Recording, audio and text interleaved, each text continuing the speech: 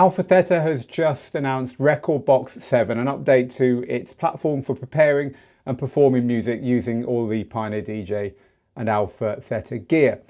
So this software comes in a free version, or what they call a core version, which is kind of unlocked by your hardware. Something about that has changed. I'll tell you about that in a minute.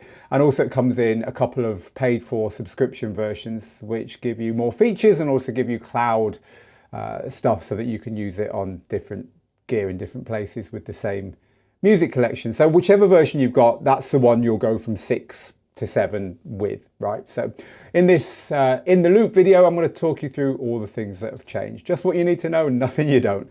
So under the hood is the biggest change really, and you're not really going to see this. They say that they've got it 56% more efficient, and they also now have it running properly on Apple Silicon, which is all the kind of thing that you're going to appreciate. It's going to look smoother, waveforms work better, it's going to be faster, and if you've got an older laptop, you're not going to get those lags, especially on booting up and analyzing and all that stuff. So it's a big thing, and it's not something that you notice immediately, but it's happened under the hood.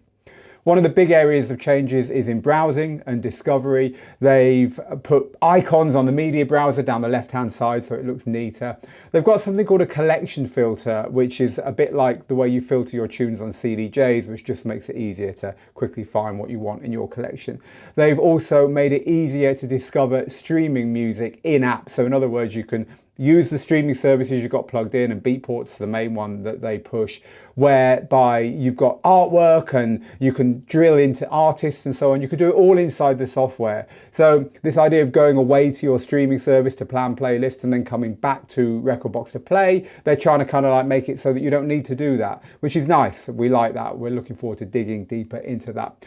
So they've also got collaborative playlists. So we're looking forward to playing with this as well, where you can work on playlists with other DJs. So if you're planning a set with someone else, you can share the playlist. Now you're not sharing the music, but if you're both using the same streaming service, then you're going to see the same music. You're just going to see file not found for tracks that you don't own that the other person's using. But nonetheless, you can work together on playlists collaboratively as well within it, which is quite an intriguing feature.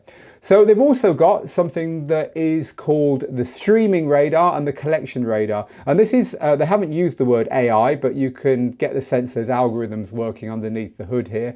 This is something you enable in the settings, and once you've enabled it, it will kind of try and suggest intelligently tracks to play either in your own collection, that's the collection radar part of it, or in your streaming services, which is the streaming radar part of it. So something to help you choose tracks for your sets as well. So lots of changes in browsing and discovery. Over in the preparing your music section, so remember Rekordbox is for preparing as well as performing. You prepare and export and then play away from your laptop on standalone gear and on Pro DJ gear. So for preparing your music in the export mode, they've improved a lot the dual track browser, the dual track preparation area window. So you were always able to load 2 tracks and kind of like line them up and see whether they would work together kind of in a rudimentary way inside the export window. But now you've got lots more features there. So you can mute or kill the highs, mids and lows. You can auto gain the tracks. You can key shift tracks inside there as well, which is really nice. You can see where the tracks would work within a step or two of musical key from each other. And there's a beat jump in there as well for quickly moving around. And you can also lock the decks together, lock the 2 preview decks together to move between the tracks. So it just makes it easier to find good beat mixes, basically. And so they've added lots and lots of features there. They've also added something which I think people are going to love, is an auto cue. So this is something that first appeared in mixed in key standalone software, and it's something that will look at your tracks and automatically add cue points to them. So you've got lots of cue points available to you inside the software to jump quickly around the tracks. This will decide based upon either what other people are doing by looking in the cloud, Rekordbox Cloud, or just what you tend to do, or just add them every 16 beats or 8 bars or whatever you choose. So if you just want it to give you some cues to start off with, I mean personally I don't like that. I like to pick my own cues, but you might appreciate them being put in what might roughly be the right places. An auto cue has now arrived. It's the first DJ software that's got auto cue in it that we've picked up on. So a couple of things there to help you prepare your music. As far as the user interface goes, it's pretty much the same. The one big change in the user interface, big change though, is in the settings. where they've completely changed the way it works. They've made it cleaner and neater. But the big thing is they put a search in there as well. So if you're used to, I mean, I use an Apple computer, and I nowadays, when I go to the settings in the Apple computer, the first thing I do is hit the search bar. I can't be bothered going through all the icons to find what I'm looking for. I just type in what I want, and it most of the time appears. They put a search in the settings as well in Rekordbox, which is nice. So another nice thing is that they have unlocked certain features just with a product registration. So a lot of the time in DJ software, it only kind of works properly if you've got your controller plugged in, right? I'm sure you've seen that, whatever platform you use. And so some of the features you don't need to have a controller plugged in to necessarily want to use. So for instance, I was just talking about when you're preparing your music on a laptop, you don't need to have a controller plugged in to prepare your music. But some of the features that they've got there, like the new things I was talking to you about there, when you've got 2 tracks loaded in the preparation export mode and you're using beat jump and all that stuff I talked about, that is only for people who are either subscribing or who've got compatible licensed hardware plugged in.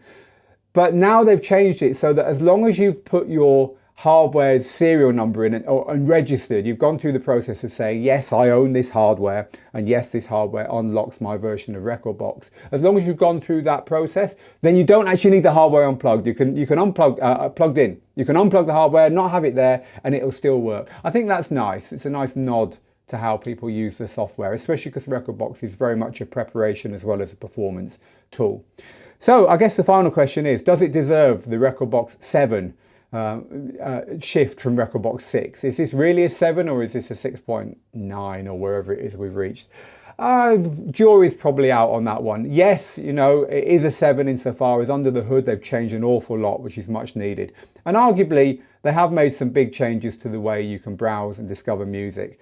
But the big elephant in the room here is the poor stems audio quality, the poor real-time stems for separating melodies and drums and vocals, which is of course the big battleground in DJ software at the moment. Rekordbox's stems are way below standard compared to everyone else's, and I would say for a big leap from 6 point something to 7, they really should have made those stems sound a lot better. And the fact that they haven't mentioned anything about that would make me guess, having not had time to dig into it yet, that hasn't changed at all. So hopefully 7.1 will give us the much needed improvement in stems quality to bring it up to speed with all the other DJ platforms in which stems currently sound really good.